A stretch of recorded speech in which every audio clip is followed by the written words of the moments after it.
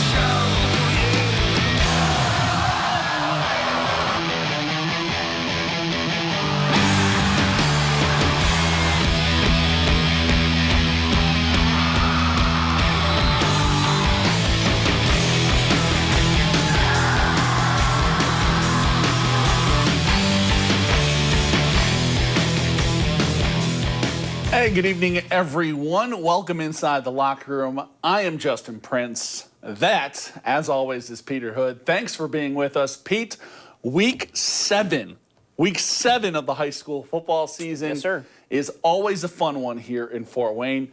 It's rivalry week here in the Summit Athletic Conference. Teams all across the area fighting for bragging rights, and in some cases, hey, pride just ain't the only thing on the line tonight. Yeah, that was certainly the case out at Shields Field, where the Bishops were a-battling. Lures looking to stay undefeated and in the driver's seat in the SAC. Dwenger, meanwhile, needs a win and some major help to keep their title hopes alive. It's the Battle of the Bishops, and it is your locker room game of the week. 2A number 1 Bishop Lures visiting 5A number 8 Bishop Dwenger. Saints have dominated this series in recent years. BD has won each of the last 5 meetings. The last 2 were both decided in blowout fashion, and the Saints got the ball first in this one. They get into the red zone, but they try to get tricky here. Ball fumbled on the reverse. Devon Dowdy scoops it up, and it's going to be a while before anybody catches him. Returns it all the way inside the Dwenger 10-yard line before he's finally run down. A couple plays later, Sir Hale breaking tackles as he does on his way into the end zone. Just like that, it is 7-0 Knights. Later in the first quarter, Lures backed up deep in their own end. Hale gets the handoff once again, but this time he puts it on the deck. Jack Tipman. Name that Tipman. Johnny on the spot. Didn't need a long return on that one, Prince. That's a touchdown for Dwenger. We're all tied at 7, but not for long. Next touch for the Knights. Check out this effort from Jaden Hill. The spin, the cut, the stiff arm here at the end. Breaking out all the bad moves. Huge gain, gets Lures in scoring position, and then later on in the drive, it's a tale as old as time. Carson Clark to Brody Glenn, right there in your living room.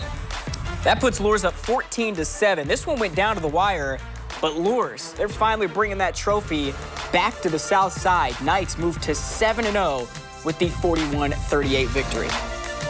All right, out at Carroll, Chargers looking to keep their 5-game winning streak alive as they host their arch rival, the Homestead Spartans. Carroll led 14-3 at the half, and they got the ball first coming out of the locker room.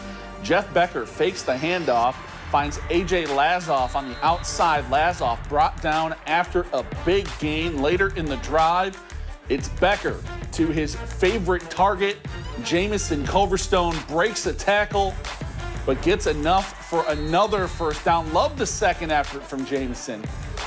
Penalties in the red zone, though, end up killing this drive. Chargers have to settle for the field goal from 24 yards out. That's Sebastian Lopez. Carroll goes up 2 touchdowns. Spartans would make it interesting late, but the Chargers hold on. They move to 6-1 on the season with a 17-10 dub.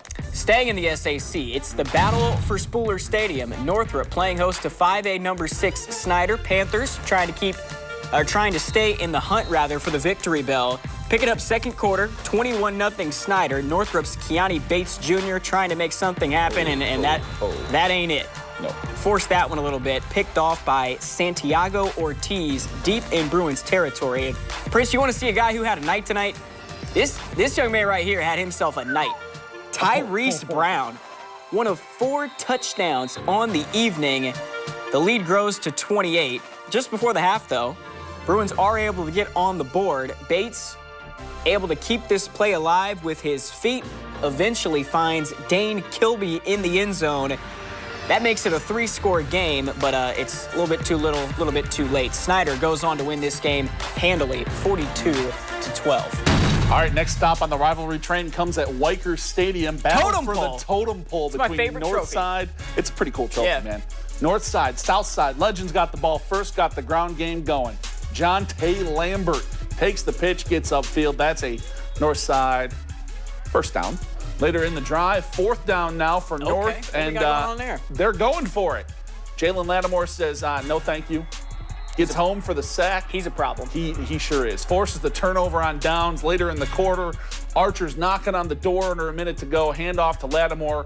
Yeah, he bulldozes his way into the end zone for 6. What'd I say about him being a problem? He is a problem. Gives your boy a little bit of love. Yeah, I see you, Jalen. Unfortunately for Southside, they fall in this one. Northside wins 29-26. They retain the totem pole for the 4th straight year. Final stop comes down on Winchester Road. Concordia taking on Wayne. Not technically a rivalry, but I guess they're the only 2 left. It's kind of become one just by default. Pick it up early second quarter. Wayne up a touchdown, looking for more. Christian Trimble escaping the pocket. And the camera view of Justin Prince. Where do you go? There he is. Eventually in the end zone. Eventually in the end zone. Wayne takes a 22-7 lead after the 2-point conversion. Back the other way. Cadets looking to answer. This handoff goes to Dontrell Johnson, and he goes nowhere. Stopped for 0 gain on the play. So since that didn't work, let's try this instead. This time, Eli Maddox going to air it out. Robert Johnson on the other end. And that's going to go all the way to the house for a Concordia score. Gets the Cadets back within 8, but the Generals hold on to win a good one. 28-26. Who says it's not a rivalry? I did. I said it. True. Yeah. All right, to the NECC. Huge game in the small division. Undefeated Central Noble hosting Churubusco. Picked this one up in the second half. And the helmet on the line in tonight's rivalry game. Busco out to an early lead. Riley Burhoff says, let's keep it that way, boys. Causes all sorts of problems for Central Noble. Takes his 40 yards to pay dirt. Eagles take a 21-6 lead. Cougars, though, not giving up just yet. That's Will Hoover and his hair. That man is just a machine. I don't know how you tackle him. I don't either. He's bigger than everybody. That would set up Central Noble for a score, and then this would be that score. Tyler Schisler to Preston Diffendarfer. Great name. I love that name, man. Cougars couldn't complete the comeback, though. Busco wins 21-12. Your final. I don't know how I feel about that strobe lights The thing. lights, man. I love it. Good touch. Bremer and company. So, the reason that's big, Central Noble beats Busco. That means Eastside can clinch... No, Busco beats Central Noble. Busco beats Central Noble. My apologies. That means Eastside can clinch a share of the NECC Small Division title with the win over Fremont.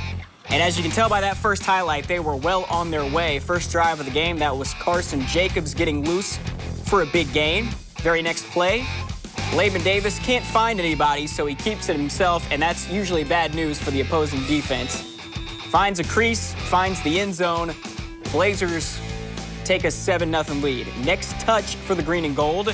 This one, a designed quarterback keeper for Davis, and Prince, we've seen this movie before. Yes, we have. If you let him get to the second level, you're not touching him, period. Davis scores again. Blazers go up 14. They do indeed clinch a share of the conference crown with a 49-0 win. They can get the outright title with a victory over Central Noble next week. Early thoughts for possible game of the week? Sounds like it. All right, Lakeland. How about some big division? This thing's a whole mess, man. Yeah, the big division. Lot going on. Lakeland visiting West Noble. This game all about who could score the most, as it is in most cases. That would be the Lakers. Yep. From the goal line, Deion Marshall in for the score. They would miss the extra point, take a 6-0 lead later in the half. West Noble chips away. That's Julio Macias through the uprights. Cuts the lead in half. But the story of the game, defense, and Lakeland's just a little bit better. Chargers D-line stood strong, and what would be a physical game, but Lakeland picks up a road win tonight. Low scoring, 14-11 your final. We make our way up to Angola. They were doing the YMCA up there in the press box. All right, I see you, boys. Why not? Entertaining themselves. They had to entertain themselves somehow because if you're an Angola fan, this game was not very entertaining. No, it was not. Knights, Mishawaka Marion, that is, led 28-0 at the break. Third quarter, That was my guy, Leopino Sete. And this is Sete again, pretty much the same play and the same result. Another first down for the Knights. And then a few plays later, you're going to see Bryce Lassane hit Greg Atkinson for the touchdown. Marion rolls 42-0. Angola now 2-5 on the season. Tough year for the boys. It has been. Elsewhere in the NECC, Fairfield takes care of Garrett 16-7. Bremen all over Prairie Heights 37-14. Your final there. Transitioning to the NE8, 4A number 2 Leo, traveling to take on those Huntington North Vikings, and this one all Lions from the beginning.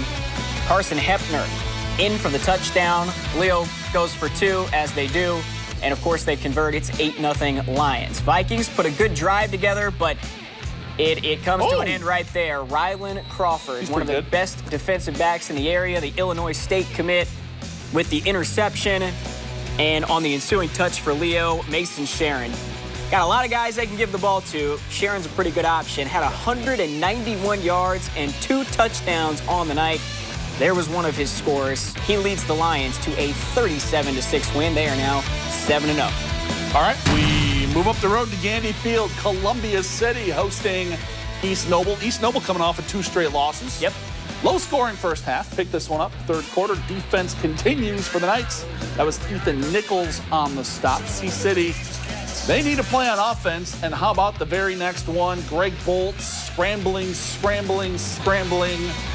finds Hunter Heron somehow inside the 10.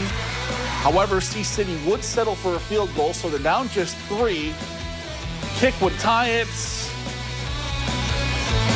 And it's through. There we go. Lefeker splits the uprights. With kicker love. That's 2 kicker highlights on the show. 3 kicker highlights. I'm a big fan. Ties the game, but East Noble comes out on top tonight, 19-16 the final. 3 kicker highlights on the show. I love it.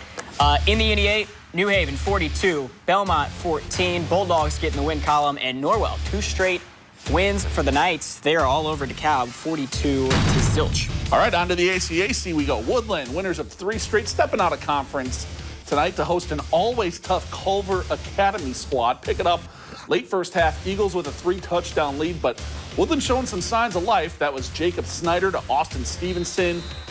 Stevenson's in for the score. It's a 21-7 ball game. Ensuing drive, though, for Culver, just working their way down the field. First, it's Jimmy Pisani keeping it himself on the scramble. That is first down yardage for Culver. A couple plays later, Pisani fools the camera, and apparently he fooled the Woodland defense too on this RPO.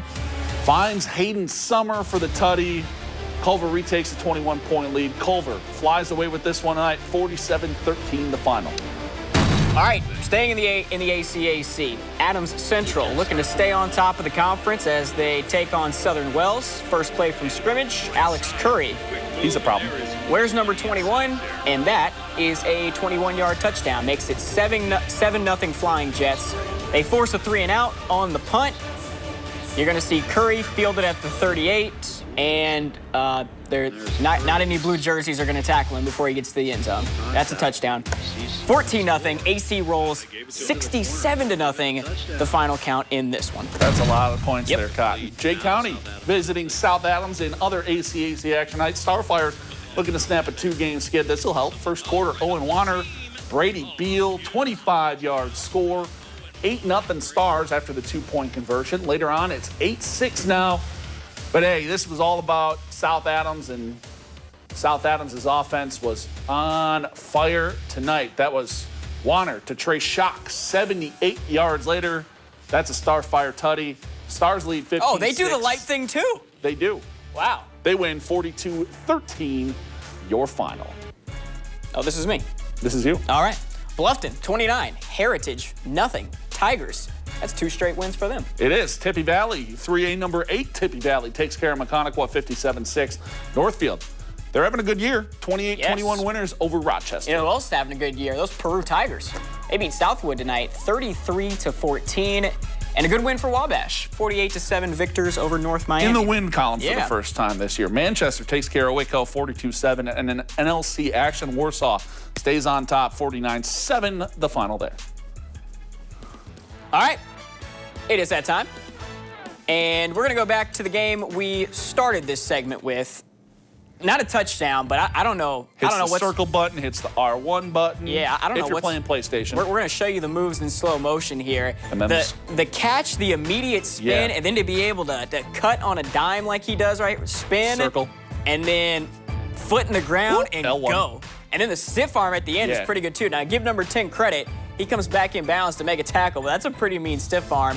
That was Jaden Hill from Bishop Luers, part of their thrilling win over the Bishop Dwenger Saints tonight, 41-38. And Prince Luers does it again, man. Yeah.